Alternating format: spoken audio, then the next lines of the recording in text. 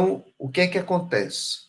Quando você tem um conjunto de dados que ele apresenta, né, ele segue uma distribuição de probabilidade gaussiana, que a gente chama, ou distribuição de probabilidade normal, que é o mais conhecido, que ela tem um formato de de um essa distribuição ela tem que seguir alguns padrões de distribuição.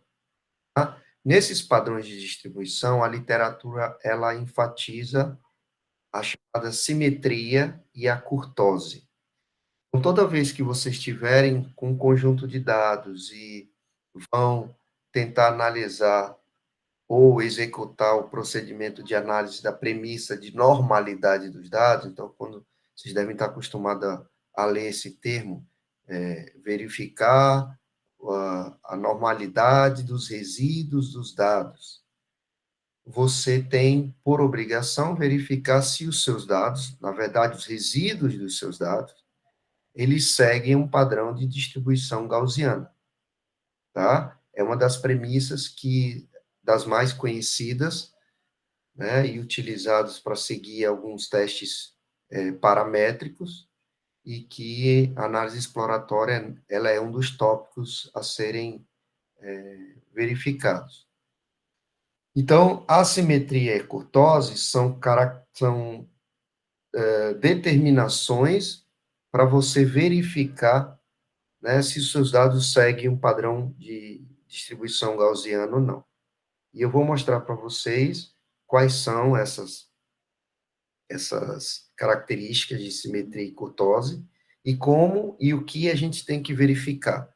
Então, para que os seus dados apresentem distribuição de probabilidade normal ou gaussiana, os seus dados devem ser simétricos, tá? E mesocúrticos. A gente vai ver agora a diferença entre eles e quem são eles. Então, a primeira coisa que a gente vai ver é simetria. Então, vocês estão vendo aí três distribuições. Estão vendo essa primeira distribuição aqui, que a gente chama de simetria ou skew, né? Simetria positiva, tá? Uma distribuição simétrica e a distribuição de simetria negativa. O que que vocês estão vendo nessa figura? Essa linha pontilhada aqui, nessa linha do meio, é a chamada medida de tendência central que a gente vai ver ainda hoje. Então, a medida de tendência central, das mais conhecidas, né, é a mediana, a média e a moda. Então, se você tem um conjunto de dados, você tem a possibilidade de verificar a tendência desses dados. Então, a tendência de centralização, representação numérica central dos dados, que é a medida de tendência central, que pode ser a média, a mediana ou a moda. Nesse gráfico do meio, onde, nesse exemplo, a distribuição ela é simétrica, distribuição dos dados é simétrica, teoricamente, a média ela vai ser igual à mediana e ela vai ser igual à moda. A gente vai ver isso no exemplo. Então, quando você tem um conjunto de dados, você verifica mediana, moda e média, e esses valores são muito semelhantes, próximos ou são iguais, tenha certeza que teus dados seguem a um padrão simétrico de distribuição. Agora, quando você tem esses valores de medida de tendência central diferentes, aí você tende a ter uma assimetria. Essa simetria ela pode ser positiva ou essa simetria ela pode ser negativa. E aí você vê a diferença. Quando a simetria é positiva, você tem uma diferença entre esses valores de medida de tendência central, onde o acúmulo maior de informações, né, a densidade maior de informações, ela fica tendendo para a moda. Então, seria a sequência moda, depois mediana e depois a média, tá? Enquanto que na simetria negativa é o inverso. ficaria média, mediana e a moda. Então, a moda seria um valor do meio, e aí você verifica valores menores e maiores para média e moda.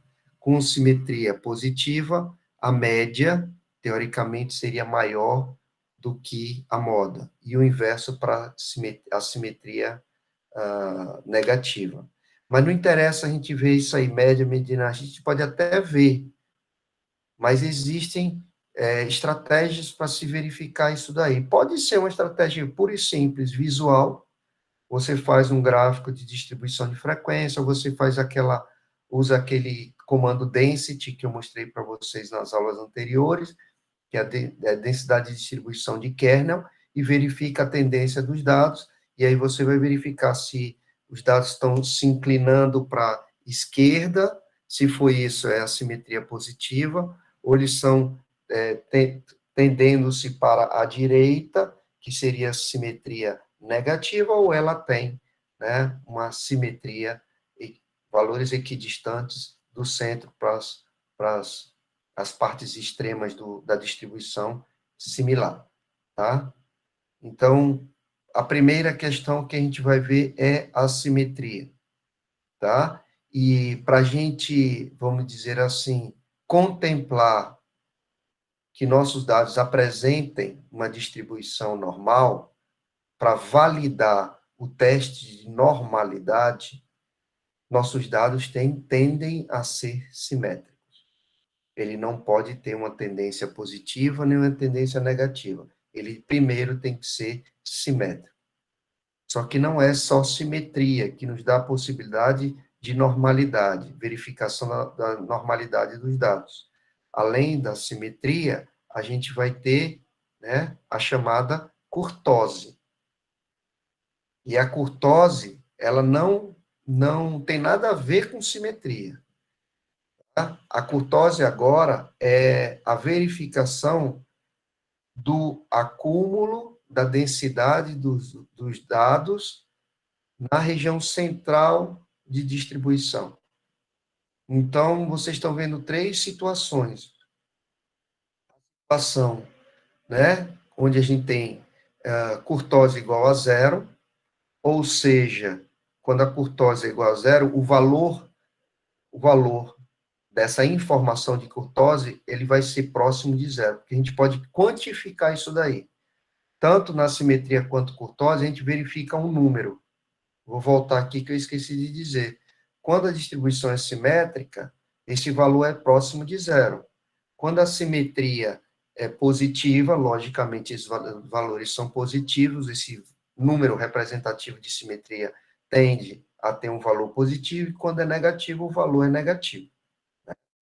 Curtose é a mesma coisa. Quando ele tem uma curtose zero, a gente chama de mesocúrtico. E a gente tem uma curva mesocúrtica. O valor é próximo de zero. A gente vê esse chapeuzinho, esse sininho bem bonitinho aqui. Mas a gente pode ter outras duas situações, tá? Quando a curva é platicúrtica e quando a curva é leptocúrtica. Então, quando a curva é platicúrtica, essa aqui, ó, a curtose tem valores negativos. É como se a distribuição ela fosse mais achatada. É um platô, platicúrtica, decorem dessa forma, um platôzinho. E quando você tem uma curtose positiva, com valores positivos, aí você tem a curva leptocúrtica.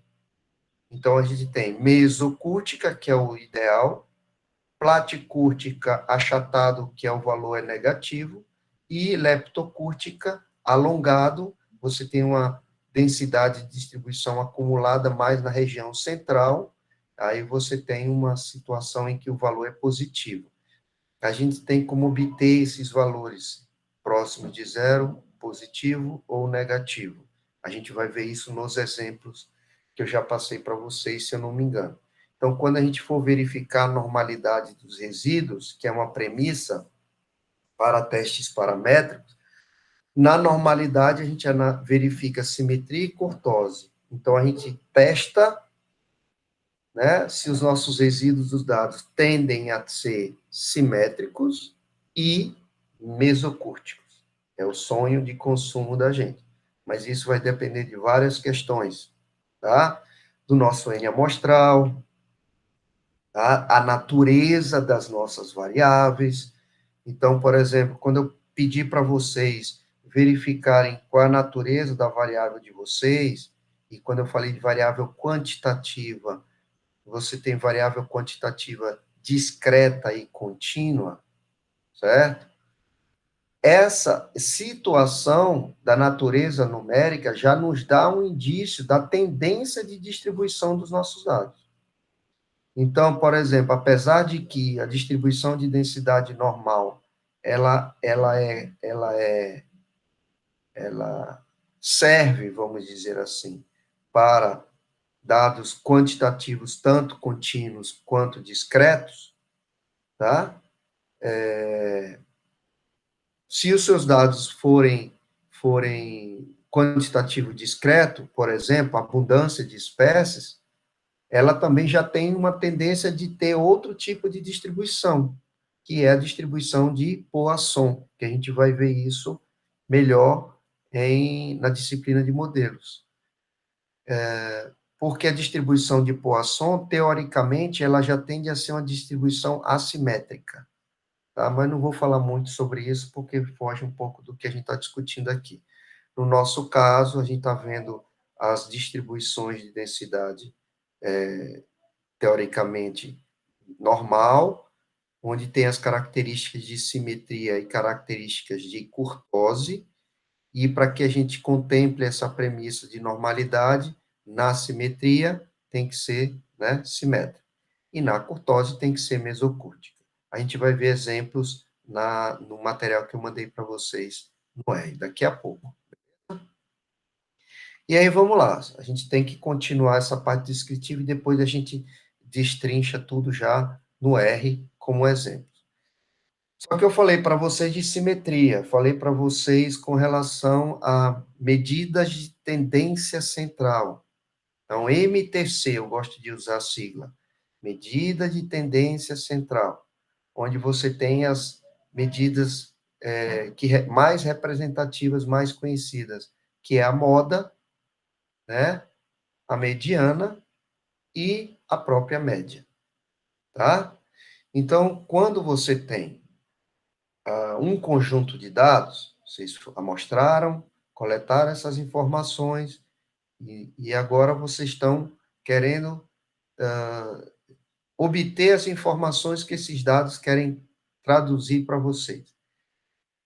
Então, a medida de tendência central, a mais utilizada, mais conhecida, a que a gente vê com maior frequência na literatura, é a média.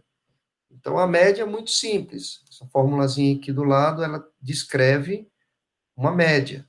Normalmente, a média é representada por esse símbolo, um xizinho e uma linha em cima, né? Os livros, eles destacam bem isso daqui. E a média não é nada mais, nada menos do que o somatório, né? Esse Ezinho de somatório, de cada valor amostral, dividido por o N total amostral. Então, se eu fui lá e coletei 10 informações de temperatura, né? Então, a temperatura T1, T2, T3, T4, até T10, a gente soma esses valores, depois a gente divide pelo N amostral nosso, que é 10. Então, a gente vai ter uma média.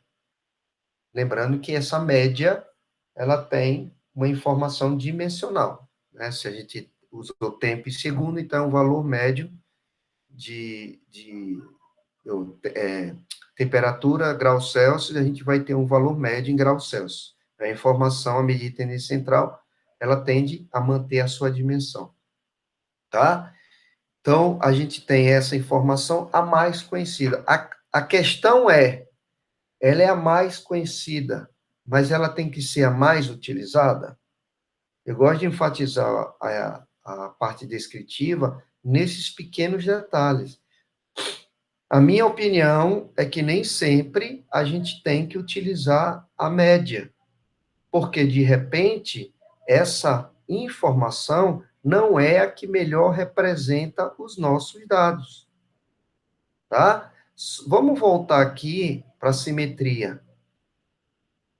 E observem, a medida de tendência central, ela representa aquela informação onde ela apresenta o maior acúmulo de distribuição, né, a maior densidade, né, de distribuição dos nossos dados.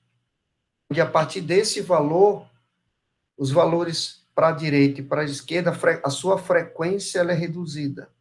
Olhem para a simetria positiva. Olhem qual é das três medidas a que tem, né, a que está mais próxima da tendência, que é a mediana e a moda. A média, ela está mais deslocada para a direita. Agora, olhem aqui para a negativa. Volta a ser considerada a mediana e a moda. A média, ela está deslocada mais para a esquerda. A pergunta é, se os dados de vocês não apresentarem simetria, vocês vão continuar mostrando os valores médios, ou vocês vão querer mostrar outro tipo de medida de tendência central? Ah, Fulvio, mas quando eu vejo os artigos, quando eu vejo uma tese, uma dissertação, é difícil você dizer assim, o valor mediano da informação foi tanto. Normalmente você vê o valor médio, padronizado. Mas eu acho que tem que começar a mudar, né? Tanto é que quando você faz um box plot, que a gente vai ver hoje ainda, esse box plot, padronizado no R e na maioria dos softwares estatísticos, a medida de tendência central, ela é a mediana. Ela não é a média. Se você for fazer o box plot no R, você vai ver que aquela linha mais grossa no meio, daqui a pouco a gente fala sobre o box plot, ela é a mediana. O default do R é mediana. Por quê? Porque não interessa se seus dados são simétricos ou assimétricos. Se os seus dados forem simétricos, a mediana vai ser igual à média. E se os dados forem assimétricos, a mediana, ela mostra o meio dos seus dados. O meio, onde tem o ponto médio da distribuição dos seus dados. Podem ver que na simetria, tanto positiva quanto negativa, a mediana sempre vai estar no meio. A moda vai estar deslocada para um lado, a mediana para o outro e a mediana no meio. Então, nosso ponto de reflexão aqui nesse momento é tentar ver se a gente vai utilizar mediana ou média. A moda não se usa mesmo muito, não. Na nossa descrição dos dados. E a minha sugestão, pelo menos é a sugestão que eu falo dos meus alunos, nas teses, é que se os dados de vocês não têm distribuição simétrica, eu não vou descrever a média, eu vou descrever a mediana. Né? Se eu vou fazer uma análise de correlação, por exemplo, a gente vai ver a correlação de Pearson, ou a correlação de Spearman, são também outras reflexões relacionadas a essas medidas de tendência central, mas não vou falar agora, não. Tá? Então, basicamente, a gente tem que ter em mente que não é uma regra sempre utilizar a média como medida de tendência central. Muitas vezes a gente tem que ter a ciência de que a melhor representação não é a média, a melhor representação é a mediana. Se os seus dados não forem simétricos, e você, por exemplo, for apresentar um box plot, você faz a mediana. E se você for descrever, você descreve valor mediano e não valor médio. Da mesma forma, as medidas de dispersão dos dados, a gente vai ver daqui a pouco. Tá? Então, você tem a média, que a gente já viu, no conceito de mediana, e moda é bem simples. Moda é um termo até conhecido em vários temas no nosso convívio, né? Então, quando você fala que algo está na moda, é aquilo que está sendo mais frequentemente usado. Na matemática, é o valor que ocorre com maior frequência.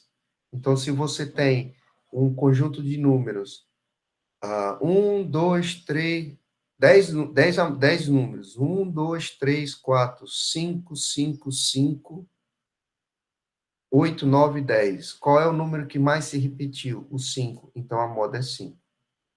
Tá? É bem simples. A mediana também não é complicado. A mediana só tem que ter um passo, um procedimento, um passo a passo um pouquinho assim, meio segundo de raciocínio a mais. Então, você, a medida de posição definida como número que se encontra no meio de uma série de números. Então, você tem um conjunto numérico. O primeiro passo é você sequenciar esses números, ou do menor para o maior, ou do maior para o menor. E aí você encontra aquele número que está no meio. Tá? Vai depender do quê? Se a tua amostra, ela é, o N amostral é par ou par? Não. O N amostral, esse valor esqueci a palavra. Ele é par ou ímpar, né? Se você tem, por exemplo, 6 valores, sua amostra é igual a 6, então você divide 3 de um lado, 3 do outro. Então você tem o primeiro número, o segundo, o terceiro, o quarto, o quinto e o sexto. Você divide o primeiro, o segundo, o terceiro de um lado, o quarto, o quinto, o sexto do outro. Aí você pega o terceiro e o quarto, que representam o meio, soma eles dois e divide por 2, pronto, você tem a mediana. Agora, se você tem valores N amostral ímpar, aí vão ser 7, aí você tem o primeiro número, o segundo, o terceiro, né? O quinto, o sexto, o sétimo, e você pega o quarto, que é o do meio, e pronto, ele representa a mediana. É muito simples, e a gente vai ver isso na como é que se diz? No R, tá?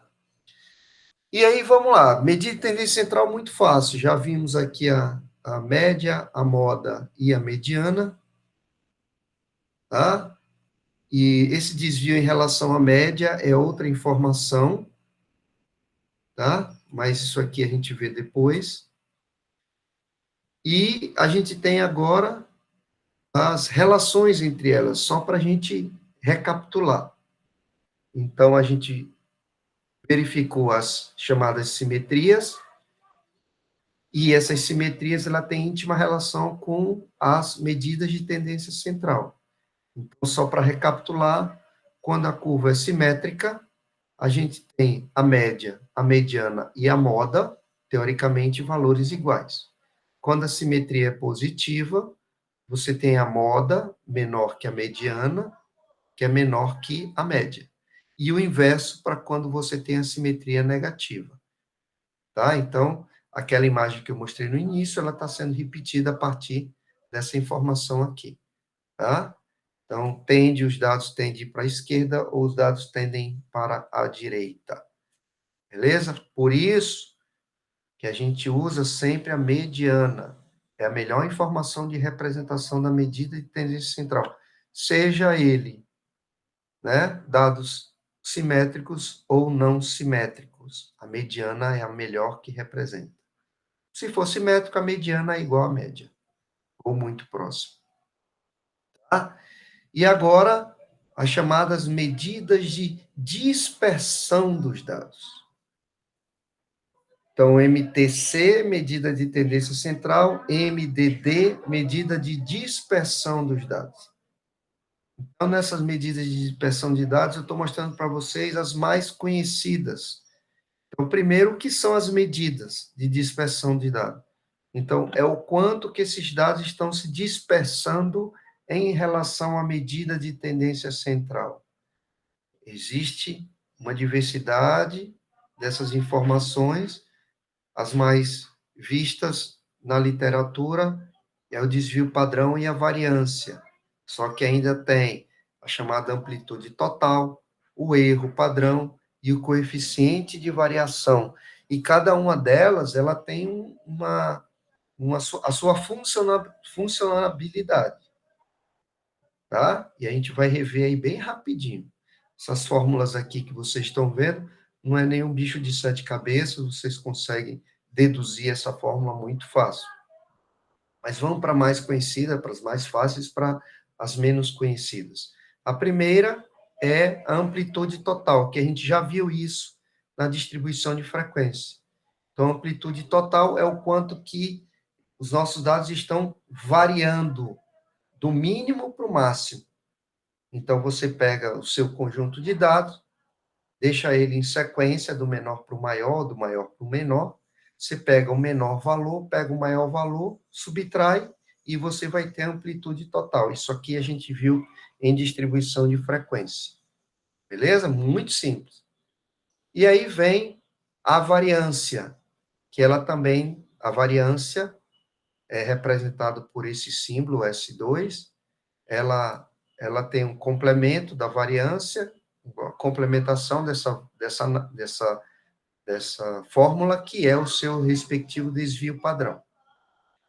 Então, vamos discutir um pouquinho aqui sobre a variância, tá? Então, a fórmula, que é interessante a gente ver a fórmula, mas o ideal é a gente ver isso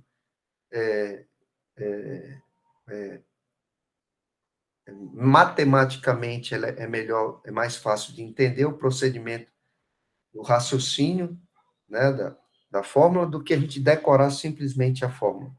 Mas a fórmula, ela não é nada mais, nada menos do que, a partir do momento que você tem um valor médio, preste atenção, a gente está usando média, a partir do momento, prestem atenção, medida de tendência central é a média. Então, a partir do momento que eu tenho uma média, eu vou pegar essa média e subtrair ela por cada uma das amostras da nossa coleta. Voltando aqui, a gente tem 10 dados, 10 informações de temperatura da água. Eu vou pegar a média dessas 10 temperaturas e cada uma delas eu vou subtrair da média. Tá? Acontece que a gente tem valores que são maiores do que a média e valores que são menores do que a média. Então, vamos supor se a nossa média é 10. Aí eu tenho uma informação lá da minha média, do meu ponto 3, que é 5. Se eu coloco 5 aqui em xi e subtraio por 10, o resultado vai ser um resultado negativo. Então, aqueles valores de amostrais que são menores do que a média, o resultado é negativo. E aqueles valores onde o valor amostral é maior que a média, os resultados são positivos. Então, a gente vai ter uma confusão aqui de sinais. Alguns valores com sinal negativo e outros com sinais positivos. Como a gente soluciona esse problema? A gente eleva cada subtração dessa ao quadrado. Regrinha, mais com mais dá mais, menos com menos é, valores que são elevados à segunda potência, ele sempre vai ter os valores resultados positivos, né? Então, esse é o procedimento para que a gente possa, né, eliminar os valores negativos do nosso resultado aqui no numerador, tá? Então, a gente pega, subtrai a média por cada valor amostral, e esse resultado a gente eleva ao quadrado. Então, deixa todos os valores positivos. Aí, todos os valores positivos, a gente pode efetuar a soma, tá? E depois desse resultado, a gente divide por N, que N é o nosso N amostral. Se a gente tem 10 valores de temperatura, a gente vai dividir por 10. Esse sinal menos um, perdão, é porque é uma variância amostral. Porque se fosse a variância total, a variância da população, seria dividido por N. Mas como a gente está trabalhando com amostra, é N menos 1, né? é o chamado uso do grau de liberdade. Depois, numa próxima aula, ou quando vocês tiverem dúvidas, eu posso explicar a interpretação prática desse grau de liberdade aí, tá? Então, esse é o cálculo da variância amostral. A diferença é que o problema nesse caso é que quando a gente tem a variância, além dela manter a sua dimensão, então, no nosso caso é graus Celsius, a gente vai ter o valor elevado ao quadrado, porque a gente, na fórmula, tem esse valor aqui elevado ao quadrado. Então, a nossa variância é uma variância onde esse valor resultante é um valor ao quadrado. Biologicamente, primeiro, fica complicado a gente entender, tá? Porque o resultado é uma variação sempre elevada ao quadrado. Então, a gente tem que ter um artifício para retirar isso aí. É por isso que, na maioria das vezes, a gente não usa a variância como uma medida que mostra a dispersão dos nossos dados. A gente usa o desvio padrão, que é esse aqui de baixo. É tudo a mesma coisa. O numerador é igualzinho aqui, o denominador também é igualzinho aqui. Qual é a diferença? É no final do resultado da variância, essa variância ela é calculada a sua raiz quadrada. Então, se a gente tem um valor elevado à segunda potência, o inverso da segunda potência é a raiz quadrada, então a gente retira essa informação de segunda potência no resultado da medida de dispersão. E aí, a gente tem o desvio padrão, tanto é que a variância aqui tem um sinalzinho do 2 e o desvio padrão não tem. Por isso que se padroniza a utilização do desvio padrão como medida de dispersão dos dados. Mas vejam bem, ambos apresentam como a medida de cálculo de tendência a média. Fúvio, o que isso quer dizer? Isso quer dizer que a medida de dispersão de dados, variância mediana, e também o erro padrão e o coeficiente de variação, tá? Eles usam o cálculo dos resíduos, chamados resíduos dos dados. Isso aqui é resíduo dos dados. Você pegar cada valor amostral e subtrair pela sua média. O resíduo dos dados é o quanto está variando, né, os dados, é em relação à média. Ora, se é em relação à média, isso quer dizer que existe uma padronização. Se você usa a média como medida de tendência central, você tem que usar ou a variância, ou o desvio padrão, por exemplo, principalmente o desvio padrão, como medida de dispersão dos dados. Então, num gráfico de box plot, eu usei a média como medida de tendência central, eu tenho que usar o desvio padrão como medida de dispersão dos dados. Pode ser também um erro padrão, pode ser o coeficiente de variação, tá? Mas e se os seus dados não forem simétricos? Se os seus dados eles forem assimétricos? Eu falei para vocês que a gente não usa a média quando os dados forem assimétricos. É a mesma coisa. Se os dados não forem assimétricos ou simétricos, a gente não usa desvio padrão. A gente tem que usar o outro, que daqui a pouco eu falo sobre ele, que é o chamado quartil. Daqui a pouco a gente fala sobre ele, tá?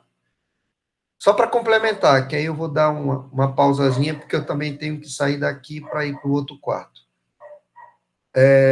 Ainda existe o erro padrão e o coeficiente de variação. Eu faço sempre questão de mostrar o erro padrão e coeficiente de variação, porque, primeiro, pouca gente usa. Segundo, a gente não sabe quando usar uma coisa, quando usar outra. Então, vocês vão saber agora. O que vocês estão vendo, por exemplo, na fórmula entre o erro padrão e o desvio padrão? O erro padrão é a mesma coisa do desvio padrão no numerador. É a variação dos dados em relação à média dividido pelo N amostral. Só que ele ainda divide esse valor pela raiz quadrada do N amostral. tá? Aí tá aqui, ó, no lado, ó, erro padrão, ele é utilizado, por exemplo, quando você tem amostra de números diferentes. Entendeu? Então, existe a influência da réplica. Vamos supor que num ponto do teu trabalho de coleta, numa área lá, você coletou 20, o teu N amostral é 20. No outro, o teu N amostral é 10. No outro, é 50. Tá? Então, você tem que pôr uma razão nesse cálculo para que você padronize a tua réplica. Então, ao invés de você usar o desvio padrão, você usa o erro padrão. Tá? Se a tua amostra é réplicas iguais, então não tem por que usar o erro padrão. Mas vamos supor que num ponto amostral você tem, a gente vê muito, por exemplo, assim, em estudos de ecologia de população. Então você tem tamanho do corpo do animal, quando ele é jovem, quando ele é adulto. Normalmente, a gente tem dados desbalanceados. O N amostral de jovem, ele é diferente do N amostral de adulto. E aí a pessoa usa desvio padrão para verificar a dispersão desses dados. Não, o ideal é fazer o erro padrão. Porque vamos supor que no jovem você tem 150 jovens medidos, e no adulto você tem só 50. Então, o ideal é você usar erro padrão. Porque você tem o desvio do jovem dividido pelo a raiz quadrada da sua amostra. Enquanto que no adulto a mesma coisa, o desvio dos seus adultos, dados do adulto, dividido pela raiz quadrada do N amostral. Então, você padroniza as informações em relação ao N amostral. Entenderam isso? E para finalizar, o coeficiente de variação. No coeficiente de variação, basicamente o numerador é o mesmo, é o desvio padrão. Só que aí você divide aqui pelo somatório. Aqui você tem um somatório das amostras dividido por N. Tá? É outra forma de padronizar. O denominador é um fator de padronização aqui embaixo. Por quê? Porque a gente tem escalas, muitas vezes, discrepantes. Professor, como seria? O que é isso, escala discrepante? É muito fácil. Vou usar o exemplo mais fácil de vocês entenderem. Tá? Vamos supor que vocês estão estudando uma comunidade. Eu estou fazendo um trabalho de taxonomia, né? E eu tenho dentro do meu estudo lá um grupo, espécies com tamanhos muito diferentes. Né? Então, tem espécies onde o tamanho médio, a espécie A, o tamanho médio, é diferente da espécie B. A espécie B é bem pequenininha e a espécie A ela é muito grandona. Imagina aí um crustáceo. Crustáceo tem espécies de siri, onde uma espécie é pequenininha, outra espécie é grandona. Quando você tem uma variação dessa, a gente chama as escalas discrepante. A escala da espécie maior, ela vai ter uma variação de número maior, enquanto que a outra variação é pequena. Os números são discrepantes. Imagine você medir uma formiga, imagine você medir um elefante. Aí o elefante, a pergunta é, quem é maior? Lógico, quem é maior é o elefante. A média de tamanho do elefante é maior do que a média do tamanho da formiga. Agora, quem, quem tem a medida de dispersão maior? A pergunta é essa. Quem tem a medida de dispersão maior? Quem está variando mais de tamanho? O tamanho dos elefantes ou o tamanho das formigas? Você não pode comparar o desvio padrão do elefante com a formiga. Você tem que comparar a partir do coeficiente de variação. Aí você tem como verificar esse grau de dispersão. Entenderam isso daí? Segunda questão, prestem atenção aqui. Variância, o numerador mantém a sua dimensão. Aqui. Se é temperatura em graus Celsius, continua a temperatura em graus Celsius. Desvio padrão, o numerador continua tendo a dimensão.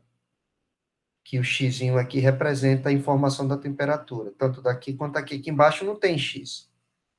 Erro padrão mantém a sua dimensão. O numerador mantém aqui o grau Celsius, que é o nosso exemplo. E o coeficiente de variação? Ele tem temperatura aqui em cima e tem a temperatura aqui embaixo. A gente deixa a variação, né, esse coeficiente de variação, é uma informação adimensional, ou seja, não tem dimensão. Então, a gente tem como comparar essas dispersões usando o coeficiente de variação. Usem e abusem do erro padrão e do coeficiente de variação, não esqueçam disso.